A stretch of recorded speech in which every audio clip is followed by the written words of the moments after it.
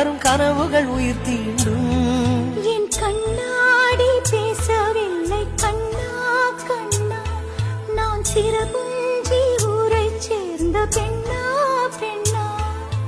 நம் வானமோ இரண்டானதே, விண்மீன்களும் முள்ளானதே, நான் பாரதி பாடிய காதலனாகின்றேன்.